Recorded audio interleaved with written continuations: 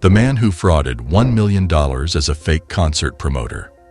Out of all the crimes that happen in the world, this story is the most unique, where a 43-year-old guy was arrested for being a fake concert promoter.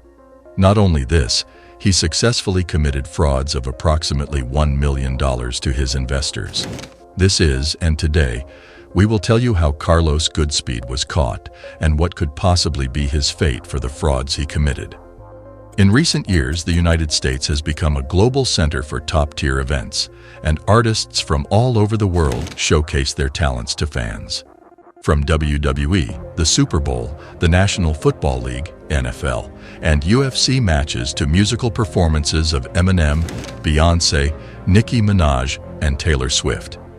Everything happens in the US in front of large audiences. This popularity has turned the entry passes for these events into literal golden tickets. Take Taylor Swift's concert, for example, where only the ticket price could go as high as $2,000. Do you really think that managing such an event could be an easy task? Absolutely not. Not only do these events face mismanagement and frustration, but there are also con artists committing frauds at every chance they get. Recently, an incident took place in the United States where major artists like Beyoncé and Nicki Minaj were supposed to perform. In that concert, the federal cops arrested the person in charge of the event, who also claimed to be a concert promoter. The man was charged with fraud, as announced by the U.S. Attorney for the Northern District of Texas, Leah Simonton.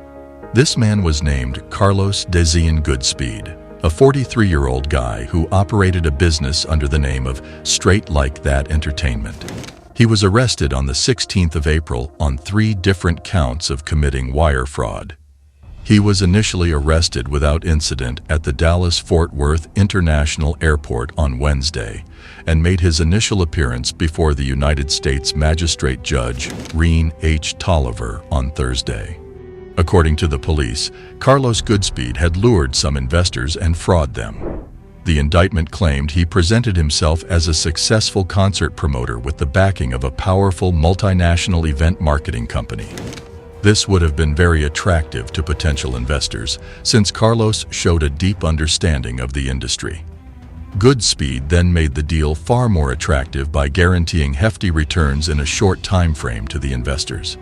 This high percentage return with seemingly low risk would have been a major red flag for any legitimate financial advisor, but it appealed to those who were looking for shortcuts to make quick and easy profit.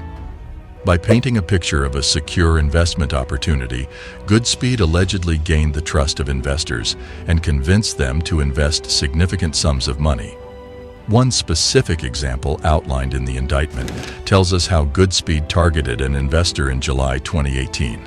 The prosecutors claim he gained a massive amount of $400,000 from this victim, promising a major return of $650,000 within just 4 months. This would give the investors a projected profit of $250,000, which is an unrealistic and highly suspicious figure for an intelligent investor. Goodspeed also claimed these funds would be used to promote concert tours for popular artists like Nicki Minaj and Taylor Swift in future. However, the indictment shows a different side of how the money was used. On the very same day the investor wired the money to Goodspeed's company, the indictment showed a series of transactions into different accounts. Goodspeed had withdrawn $200,000 to appease a court-appointed receiver who was involved in a separate SEC lawsuit. He had also wired $20,000 to another investor in an attempt to maintain a facade of legitimacy. The remaining $100,000 was reportedly withdrawn in cash and cashier's checks, leaving the source and purpose unclear. The indictment also claims Goodspeed only paid back a fraction of the original $400,000 investment, leaving the victim with a significant financial loss. Even though the show was taking place as per the plan, Mr. Goodspeed did not even pay out the return as promised. Instead, he started making excuse after excuse to avoid repayment. At last, he told the investor that he would be paid in full after 2 additional concerts. The investor wired an additional $130,000 to Straight Like That Entertainment, which Mr. Goodspeed used for personal expenses, including rental payments at an upscale apartment complex, a purchase at a high-end retail store, and airline fees and hotels. The remaining payment was sent to the previously owed investors. Mr. Goodspeed, not only would he avoid payments by making different excuses to each investor, but often avoided them by not contacting them. One of the investors reported that he would not be available at his place, often not picking calls or even never responding to his message. This pattern was severely disliked by the investors who invested into Straight Like That Entertainment in the hope for receiving hefty returns within a very short period of time. Now, as we have looked at the fraud in detail, this brings us to the question: what does the United States federal and state law command on this matter? In the United States, committing a fraud scheme that targets the investors can have serious legal repercussions under both federal as well as state laws.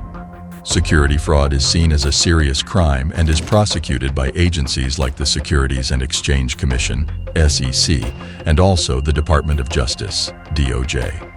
Those who are found guilty of committing such an offense may face significant penalties, including lengthy imprisonment, substantial monetary fines that could amount up to millions of dollars, and also the return to victims for the financial loss they bore during the process. They must also forfeit the assets that they have obtained through either direct illegal activities or earnings from these illegal activities.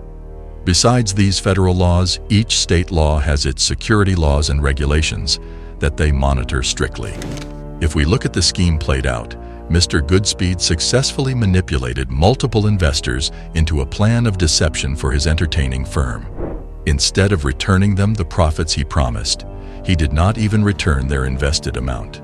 His transaction records allegedly showed the money being used into his personal expenses and repayments to previously owed investors so he could show his credibility and ask for further investments.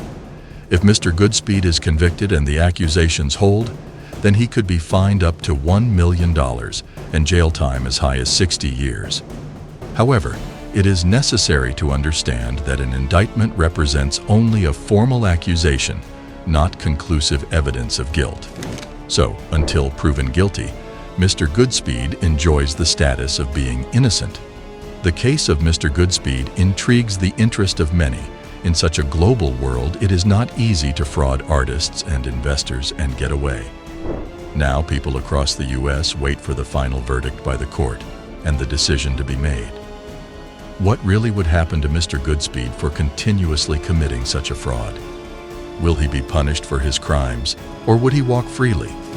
Comment below the video and let us know your thoughts on the fate of Mr. Goodspeed. We hope you enjoyed the video and appreciate our content. Like, comment, and subscribe to our channel so you never miss out on a new story. And until next time, stay curious.